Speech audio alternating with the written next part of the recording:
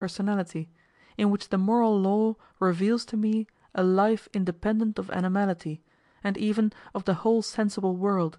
at least so far as may be inferred from the destination assigned to my existence by this law, a destination not restricted to conditions and limits of this life, but reaching into the infinite. But though admiration and respect may excite to inquiry,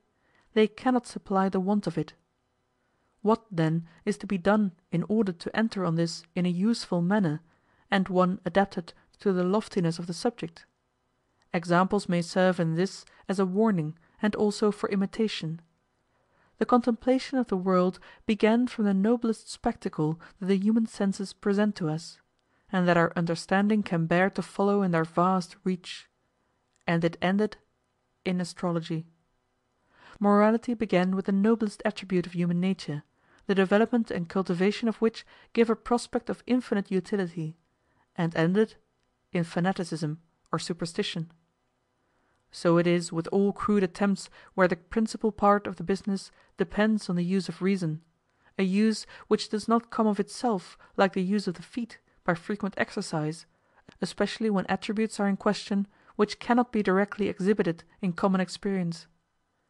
But after the maxim had come into vogue, though late, to examine carefully beforehand all the steps that reason proposes to take, and not to let it proceed otherwise than in the track of a previously well considered method, then the study of the structure of the universe took quite a different direction, and thereby attained an incomparably happier result. The fall of a stone, the motion of a sling, resolved into their elements and the forces that are manifested in them, and treated mathematically, produced at last that clear and henceforward unchangeable insight into the system of the world which, as observation is continued, may hope always to extend itself, but need never fear to be compelled to retreat. This example may suggest to us to enter on the same path in treating of the moral capacities of our nature, and may give us hope of a like good result. We have at hand the instances of the moral judgment of reason. By analyzing these into their elementary conceptions, and in default of mathematics adopting a process similar to that of chemistry, the separation of the empirical from the rational elements that may be found in them, by repeated experiments on common sense,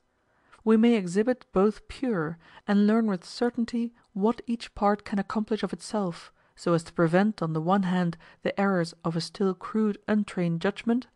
and on the other hand, what is far more necessary, the extravagances of genius, by which, as by the adepts of the philosopher's stone, without any methodical study or knowledge of nature, visionary treasures are promised, and the true are thrown away. In one word, science, critically undertaken and methodically directed, is the narrow gate that leads to the true doctrine of practical wisdom, if we understand by this not merely what one ought to do, but what ought to serve teachers as a guide to construct well and clearly the road to wisdom which every one should travel, and to secure others from going astray. Philosophy must always continue to be the guardian of this science, and although the public does not take any interest in its subtle investigations, it must take an interest in the resulting doctrines, which such an examination first puts in a clear light. End of Section 18. End of the Critique of Practical Reason, by Immanuel Kant, translated by Thomas Kingsmill Abbott.